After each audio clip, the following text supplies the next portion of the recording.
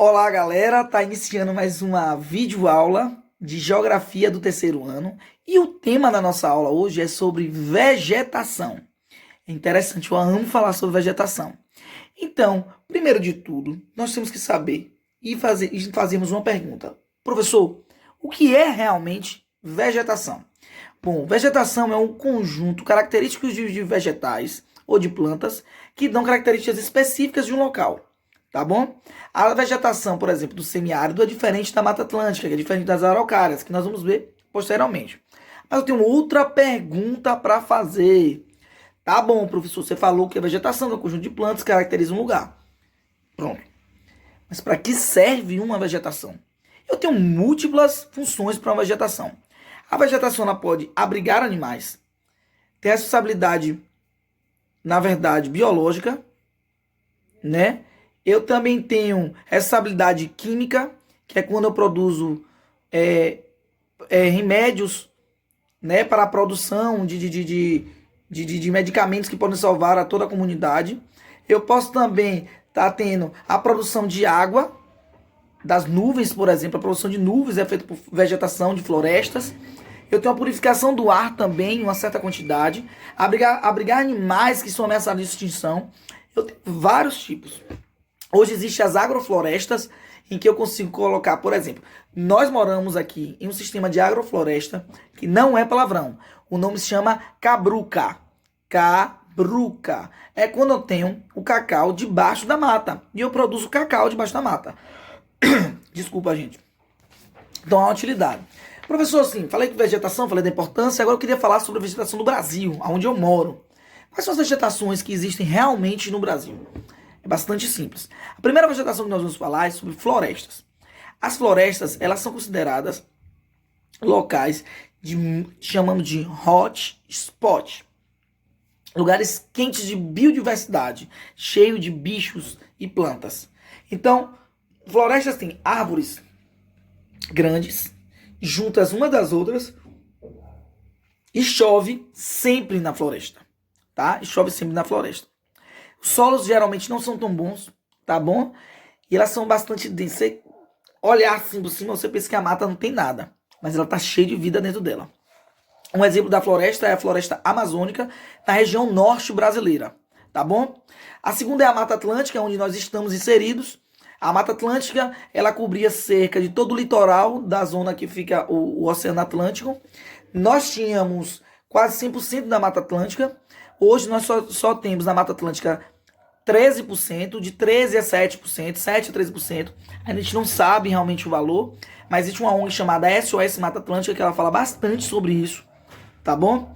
E ela está sendo ameaçada bastante, ela foi bastante degradada, ela foi bastante retirada, o manejo incorreto dessa mata, tá bom? Então, Mata Atlântica é onde nós moramos.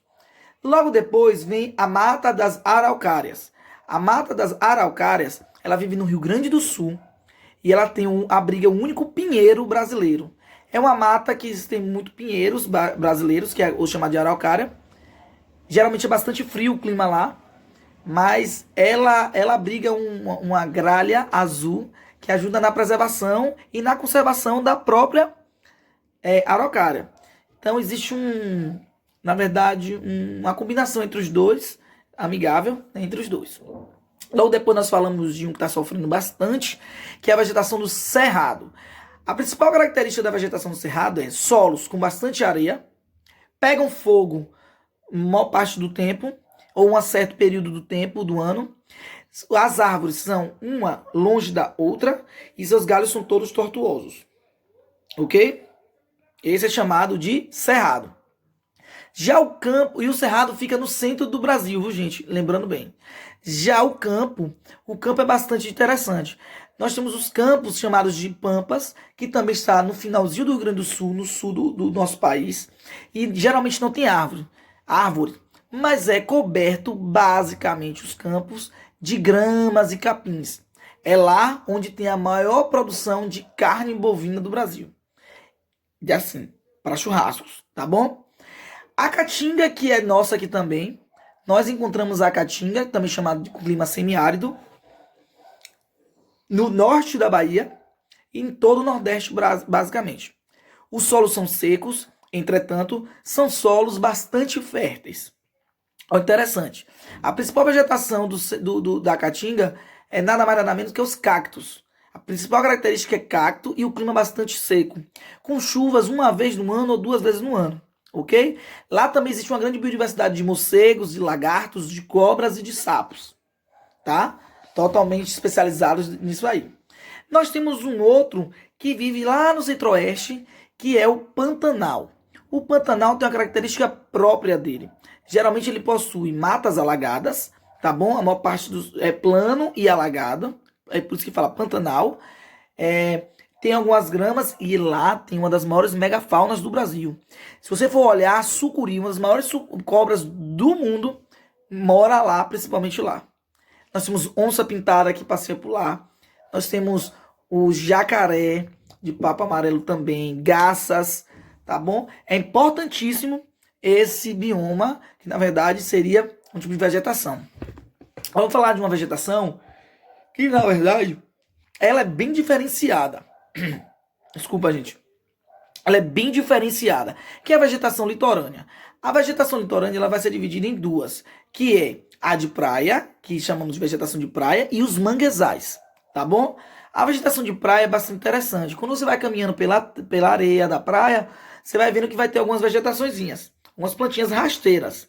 Então, aquele tipo, um tipo de vegetação de praia que, com o aparecimento das cabanas, as cabanas de praia começam a retirar para poder botar a cabana em cima.